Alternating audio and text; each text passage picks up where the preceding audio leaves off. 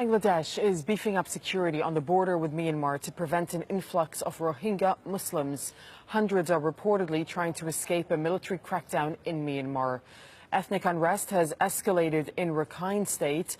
Government leaders deny soldiers have killed dozens of people trying to escape. The UN says up to 30,000 people have been displaced in the fighting and is warning of a worsening situation. More than 150 people attempting to cross into Bangladesh have been pushed back by the border force in recent days, and the UN says the border must be kept open. Nay Sinlwin is an activist and contributor to RohingyaBlogger.com. He's joining us live via Frankfurt. Good to have you with us on the Al Jazeera News Hour. For those Rohingya Muslims not being allowed into Bangladesh, what other options do they have? Thank you so much for having me here. They have no option.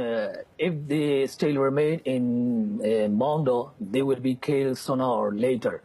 Because since the October 9, as many as 400 civilians have been killed and many injured. And as you know, that about 40,000 are displaced now. And also about 150 women, including the 10-year-old girl, were raped by the Myanmar military and border guard police. And also about 2,000 houses were burned down. It is affected to about 30 villages since October 9.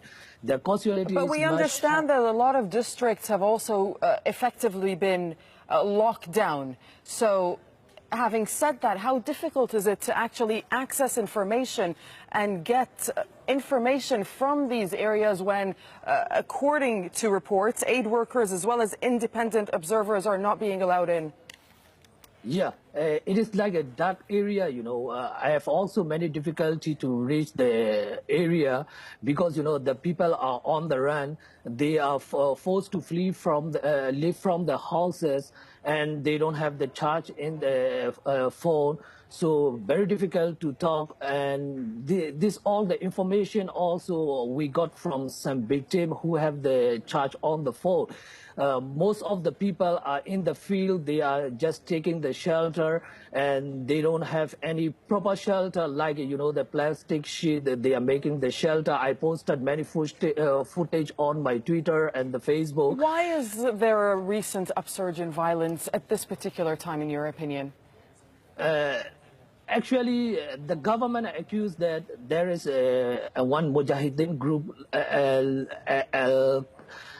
Akamul Mujahideen. That group is really not existing at all because I have did many research, and actually there is one small group, a teeny group like Al Yaqeen or the Faith Movement. They are existing, but they are not the terrorist group as the government accusing. They are fighting for the Rohingya right. And they have, like, you know, a few gun like 4 or 5, and they have almost stick and the machete and the sword. So actually, the government is killing the innocent civilian under the pretext of clearance operation. This is also the government policy that to wipe off the Rohingya population. The Rohingya have been denying and to restore the citizenship for many decades now, almost 4 decades. Right. So yeah, it is the chance to wipe off the Rohingya population. Many are fleeing to Bangladesh, and many have been killed. You know, this is okay. This is their policy.